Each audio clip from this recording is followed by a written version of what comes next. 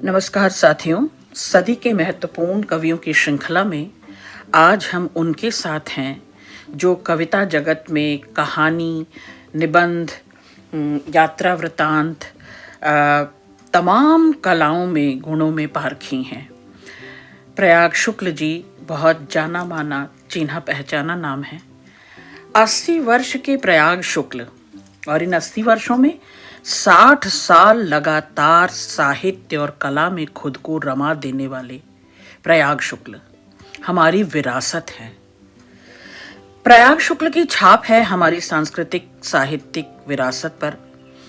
यह एक दिन है, कविता संभव, अधूरी चीजें तमाम, बीते कितने बरस।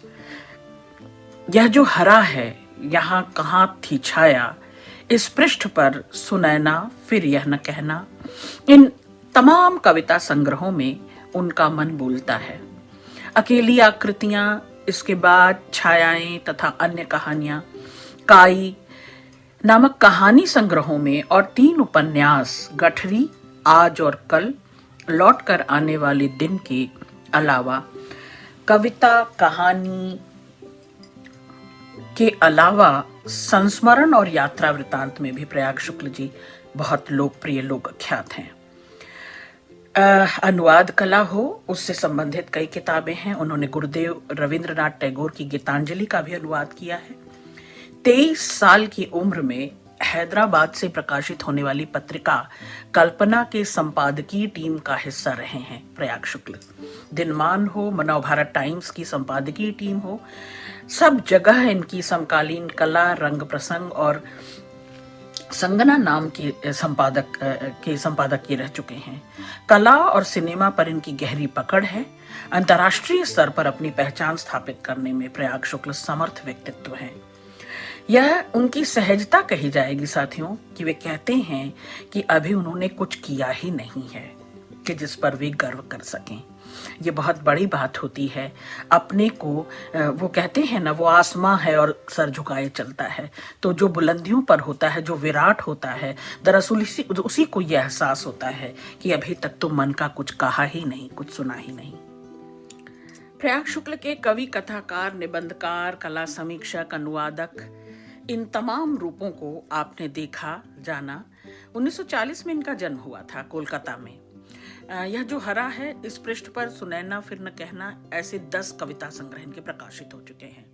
इनके 3 उपन्यास खासे चर्चित रहे, 5 कहानी संग्रह हैं, यात्रा वर्णनों की कई पुस्तकें हैं। कला पुस्तकों में आज की कला और हेलेन गैनली की नोटबुक और कला की दुनिया उल्लेखनीय है।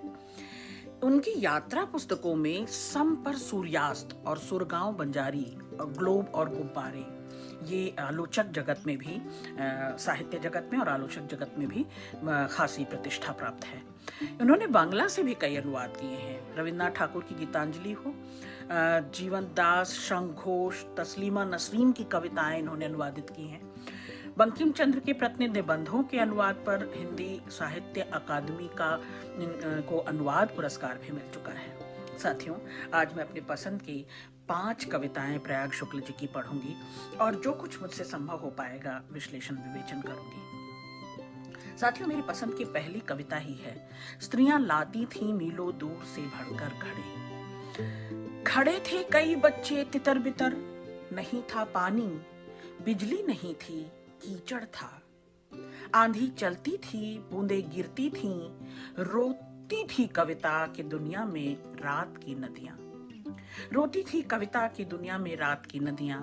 घोंसले बनते थे, उजड़ते थे, घोंसले बनते थे, उजड़ते थे। स्त्रियां लाती थीं मीलों दूर से भर कर घड़े, बच्चियां मांजती थीं सुबह से रात तक बर्तन दूसरों के।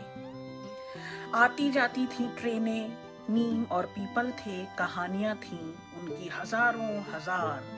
कोहराम थे, खोए जाते थे माता पिता, बैठे थे गुमशुदा बच्चे चुपचाप। ये जो मेहनत कश स्त्रियां है ना, जो दूर दराज से बुनियादी जरूरतों को पूरा करने के लिए, जल ही जीवन है, पानी भरकर लाती हुई, मीलों दूर से घड़े भरकर लाती हुई स्त्रियों की जद्दोजहद। और वो स्त्रियां एक वृतांत है, एक महागाथा है, और अपनी महागाथा में अपनी व्यथा को, अपनी पीड़ा को बिखेरती नहीं है, सजोती चलती हैं, समेटती चलती हैं, क्योंकि उन्हीं से तो उनका परिवार है, परिवार से समाज, और समाज से देश राष्ट्र। तो वो जो धुरी हैं, प्रयाग शुक्ल उस ओर रेखांकित करते हैं कि आंधी हो, पानी हो, वर्षा हो, धूप हो, जिस तरह के भी संकट आए, रास्ते कितने भी दुर्गम हो, कितने भी कठिन हो, ये स्त्रियां सतत चल रही हैं, संघर्षशील हैं, लगातार जुझारू हैं, बच्चों को पालती पोसती, आने वाली नस्ल और फसल को तैयार करती, परिवार को संजोती समेटती ये स्त्रियां लगातार जुझारू हैं। तो उनके जूझ को, संघर्ष को कवि रेखांकित करते हैं, चिन्हित करते हैं, और ये बड़ी बात है। दूसरी कविता है उन्माद के खिलाफ। ये कविता बेशकीमती है, आप भी ध्यान से सुनेंगे शोधार्थियों। उन्माद कभी ज्यादा देर तक नहीं ठहरता, यही है लक्षण उन्माद का। बीजों में, पेड़ों में, पत्तों में नहीं होता उन्माद, आंधी में होता है, पर वह भी ठहरती नहीं ज्यादा देर तक।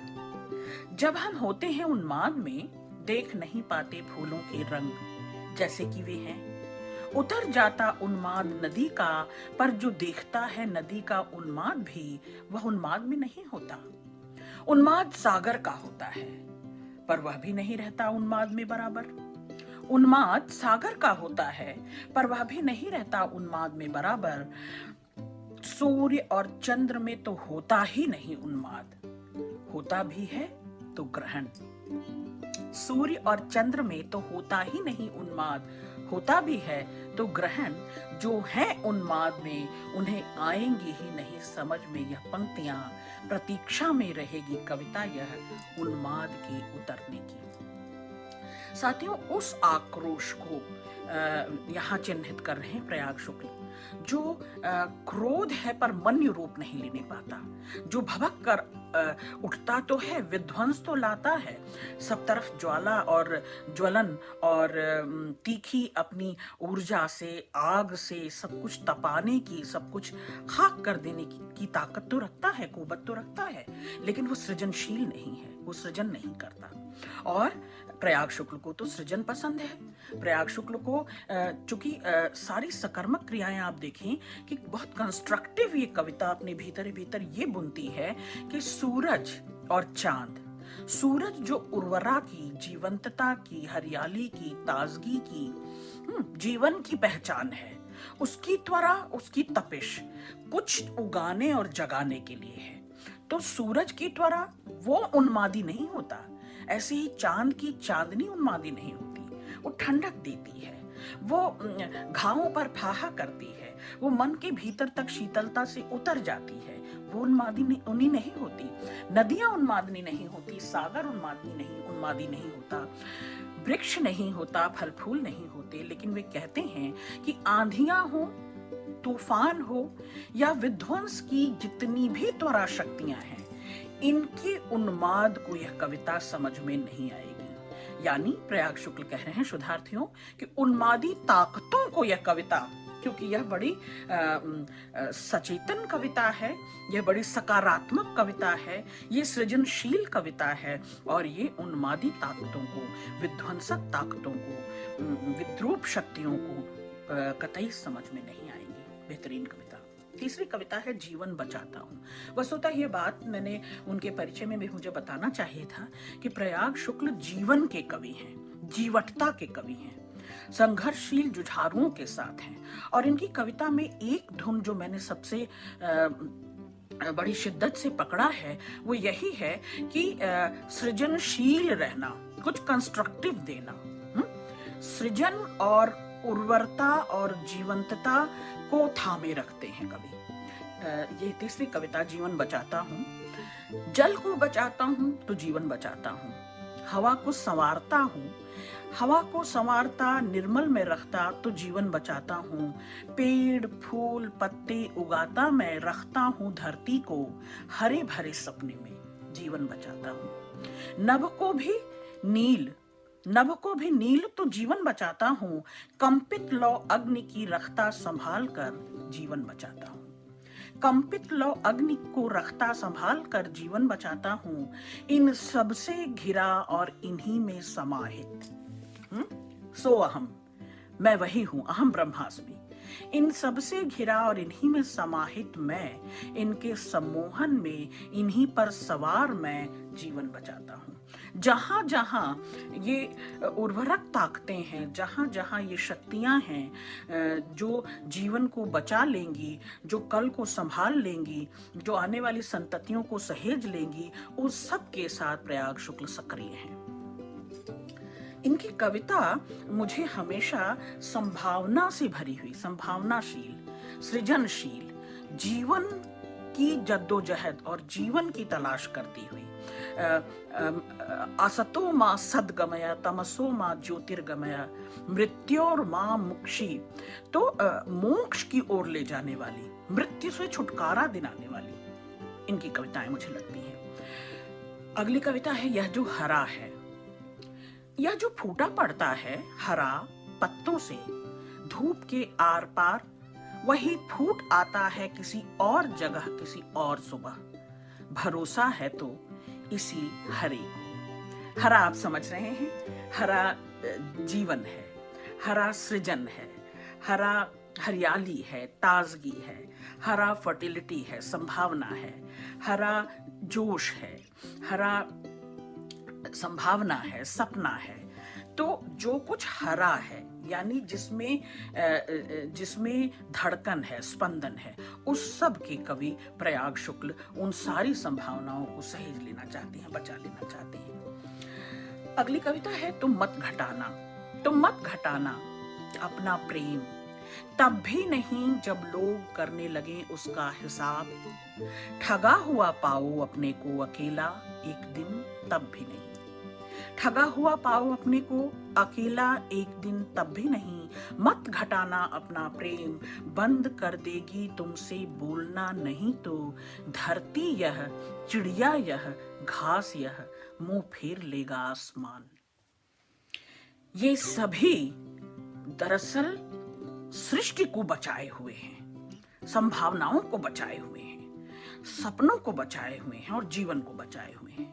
तो जीवन को बचाती हुई ये धरती, जीवन को चहचहाहट देती हुई, स्पंदन देती हुई, अपनी रव देती हुई चिड़िया, और इसकी उर्वरा को सहेजे हुए, इसकी हरियाली और ताजगी को समेटे हुए घास, और वो विस्तृत आसमान जो सब पर पसरा हुआ है, ये सब तुमसे बोलना बंद कर देंगे अगर तुम अपने प्रेम को घटाते हो, अपनी परवाह को घटाते हो। और आखिर में वो बहुत बढ़िया कहते हैं, बंद कर देगी तुमसे बोलना नहीं तो। धरती यह, चिड़िया यह, घास यह, मुंह फेर लेगा आसमान। नहीं, तुम घटाना नहीं अपना प्रेम। किसी के कहे सुने, किसी के देखे दिखाए,